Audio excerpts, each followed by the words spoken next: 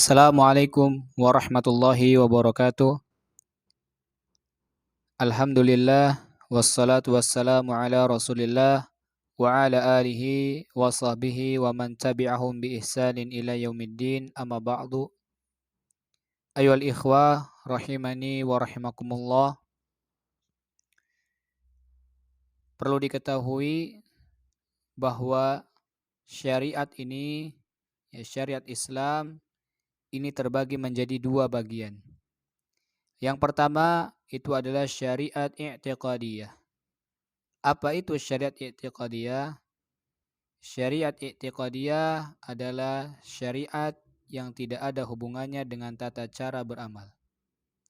Ya, contohnya adalah mengenai permasalahan iman kepada Allah, iman kepada malaikat, dan yang lainnya dari rukun iman yang ada. Dan inilah yang menjadi pembahasan kita. Ya. Dan bagian ini disebut dengan asliyah atau usuluddin, yaitu pokok agama, yaitu syariat i'tiqadiyah. Kemudian yang kedua adalah syariat a'maliyah. Ya, syariat amaliyah. Apa itu syariat amaliyah? Syariat amaliyah yaitu syariat yang berkaitan dengan tata cara beramal. Contohnya adalah seperti sholat, puasa, zakat, dan semua hukum yang berkaitan dengan amal perbuatan. Dan ini dikenal dengan nama far'iyah atau furuddin, yaitu cabang agama. Dan ini dipelajari dalam ilmu fiqih. Ya, jadi syariat ada dua. Ada syariat i'tiqadiyah, ada syariat amaliyah. Syariat i'tiqadiyah yaitu syariat yang tidak ada hubungannya dengan tata cara beramal. Sedangkan syariat amaliyah yaitu syariat yang berkaitan dengan tata cara beramal. Ayyuhal ikhwah rahimani wa rahimakumullah. Kemudian mengenai pengertian akidah dan tauhid serta hubungan antara keduanya. Kita akan menjelaskan akidah terlebih dahulu. Akidah itu secara bahasa terambil dari kata al-aqdu, yaitu rabtu syai', yaitu mengikatnya sesuatu. Dan akidah merupakan amalan hati, yaitu kepercayaan hati terhadap sesuatu dan membenarkan sesuatu. Ya, dan membenarkannya.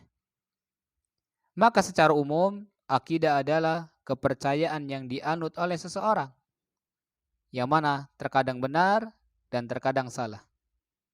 Sehingga mungkin kita pernah mendengar istilah akidah sahihah, yaitu akidah yang benar, dan akidah batilah, yaitu akidah yang salah, akidah yang batil.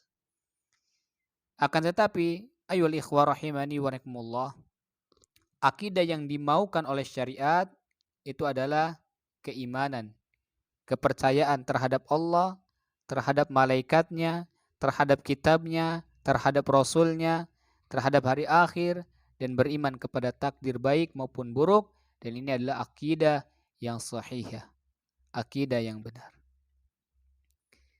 Sedangkan tauhid, ya, tauhid berasal dari kata wahada yuwahidu, yang berarti menjadikan satu. Dan makna tauhid menurut syariat itu adalah pengesaan terhadap Allah dalam hal rububiyahnya dan mengikhlaskan ibadah hanya kepadanya, serta menetapkan baginya nama-nama dan sifat-sifatnya sesuai dengan keagungan. Sesuai dengan keagungannya. Jadi ini tauhid. Dengan demikian jamaah, ayyuhal ikhwah rahimani wa rahimakumullah, dapat kita simpulkan, ya, dapat disimpulkan bahwasanya setiap tauhid itu adalah akidah. Namun setiap akidah belum tentu tauhid. Karena secara umum akidah ada yang sahihah dan ada yang batilah. Maka akidah sahihah, akidah yang benar, itu adalah asas dasar yang bisa berdiri di atasnya suatu agama dan dapat membuat sah diterimanya amalan-amalan. Sebagaimana Allah Subhanahu wa taala berfirman di dalam surat Al-Kahfi ayat 110. Faman kana yarju liqa'a rabbih falyamal amalan salihan wala yusyrik biibadati rabbih ahada. Barang siapa yang mengharap perjumpaan dengan Tuhannya, maka hendaklah ia mengerjakan amal yang soleh, dan janganlah ia mempersekutukan seorang pun dalam beribadah kepada Tuhan. Ayol ikhwah rahimani wa nakumullah. Lalu apa sumber akidah? Ketahuilah jamaah ayol ikhwah, bahwasanya akidah itu bersifat tauqifiyah. Artinya apa? Artinya tidak ditetapkan kecuali dengan dalil dari syariat. Sehingga kita tidak boleh adanya campur tangan akal ataupun ijtihad dalam penetapannya. Berbeda ketika dalam pembahasan masalah fikih. Maka dari sini kita dapat disimpulkan bahwasanya sumber akidah itu hanya terbatas pada sesuatu yang datang dari kitab Al-Quran maupun As-Sunnah. Karena tidak ada satupun yang lebih mengetahui tentang perkara-perkara yang wajib bagi Allah maupun perkara-perkara yang harus disucikan darinya kecuali Allah Subhanahu wa taala itu sendiri. Dan tidak ada yang lebih mengetahui tentang Allah setelah Allah daripada Nabi Muhammad sallallahu alaihi wasallam. Ayol ikhwah rahimani wa rahimakumullah. Kemudian mengenai tentang metode salafus saleh. Ya, generasi terdahulu dari orang-orang saleh umat ini dari kalangan sahabat, tabi'in, dan tabi'ut tabi'in.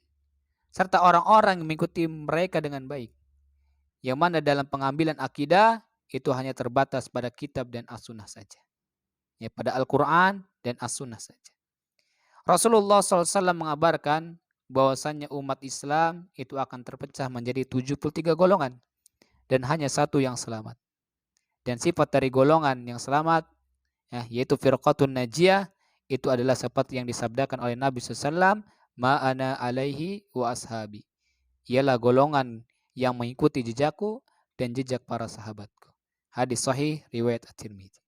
Ayol ikhwah rahimani wa rahimakumullah. Jadi yang namanya syariat itu terbagi menjadi dua. Syariat i'tiqadiyah, yaitu yang tidak ada hubungannya dengan tata cara beramal.